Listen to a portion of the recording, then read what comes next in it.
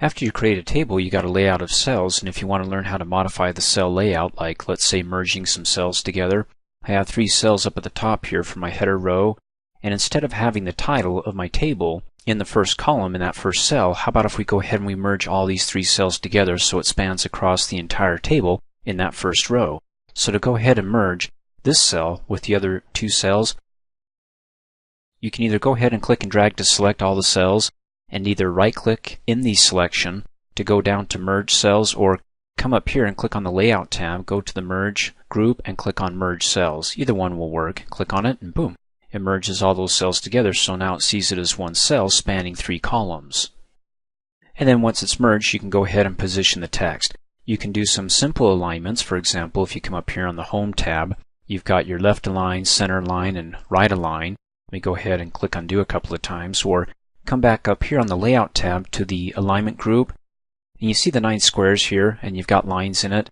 You can go ahead and align the text not just left, right, and center, but also vertically center within the cell. You can see the lines within the middle of the box, so it's vertically centered, or you can go ahead and have it vertically centered but right aligned, or right aligned but towards the bottom of the cell. So go ahead and select one, click on it, and see how it pops over to the bottom right of the cell.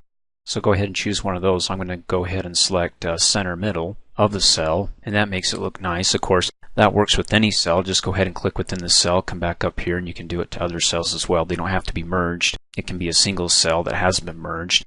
And speaking of which, if I want to go ahead and take a cell that's been merged, and we merge these 3 cells together to create one, if I want to go ahead and unmerge it, or what they call splitting the cells, go ahead and click within it, and then come back up here on the Layout tab to the Merge group and go ahead and click. Well, we don't want to split the table. We want to split the cells. Go ahead and click on it, and it says, okay, how many columns do you want to split them in 2? You can do 2 columns. Can we do 3? Can we do 4? Can we do 5? Just in one row, click OK, and there you go. You can split them as many times as you'd like, or go back to the default, which was 3 columns or 3 cells.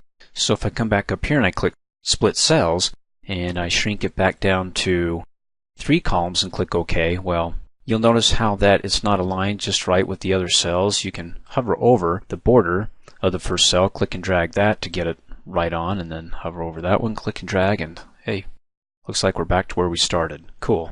And then finally, if you want to split the table, come up here, click on that, and wherever your cursor's at, that's where it breaks it off. So I've got a table up here. You can see the tag for the table. Come down and hover over this table. You can see the tag for that table. Let me go ahead and hit undo so I can bring them back together.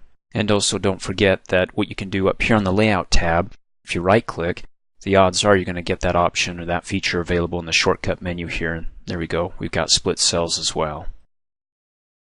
Thanks for watching. Hey, as a quick reminder, if you like my video, please give it a thumbs up. You can also click on me and subscribe to my channel to get notified of the latest videos. And for great specials on my products, please see the description below this video.